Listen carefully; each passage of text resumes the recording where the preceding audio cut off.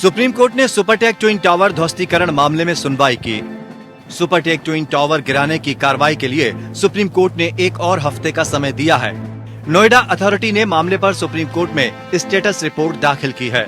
Supreme court ने Noida authority और अन्य की ओर से दी गई योजना पर मुहर लगाते हुए टावरों को गिराने के लिए दी गई तारीख 28 अगस्त को रखते हुए कहा कि अगर कोई समस्या होती है तो 4 सितंबर तक इस प्रक्रिया को पूरा किया जाएगा। सुप्रीम कोर्ट ने इसी महीने की शुरुआत में गैर सरकारी संगठन एनजीओ की उस याचिका को खारिज कर दिया जिसमें नोएडा में कथित तौर पर नियमों का उल्लंघन कर बनाए गए सुपरटेक लिमिटेड के 40 मंजिला 2 टावर को गिराने की जगह वैकल्पिक समाधान का निर्देश देने का आग्रह किया था।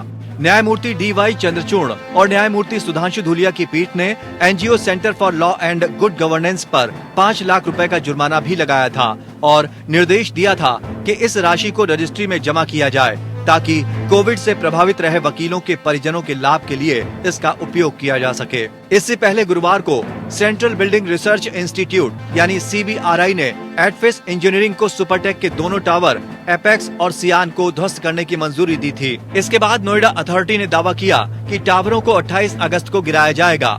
इस मामले में सुप्रीम कोर्ट में गुरुवार को स्टेटस रिपोर्ट पेश की गयी।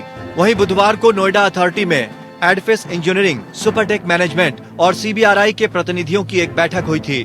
CBRI ने एडफेस इंजीनियरिंग को बिल्डिंग में विस्फोट लगाने की मंजूरी प्रदान की थी।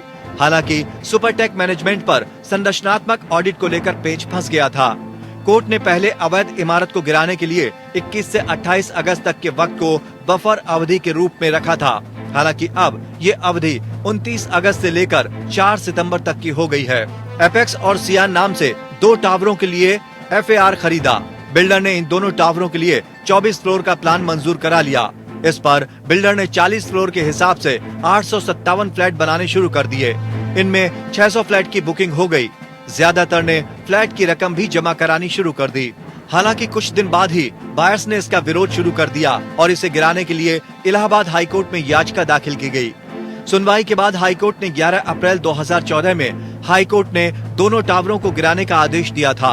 सुप्रीम कोर्ट ने भी हाईकोर्ट के फैसले को बरकरार रखा था और पिछले साल 31 अगस्त को टावर गिराने का आदेश दिया। कोर्ट के हालिया फैसले के बाद टावरों को गिराने के लिए बारूद लगाने के काम में अब तेजी आएगी। Bureau report.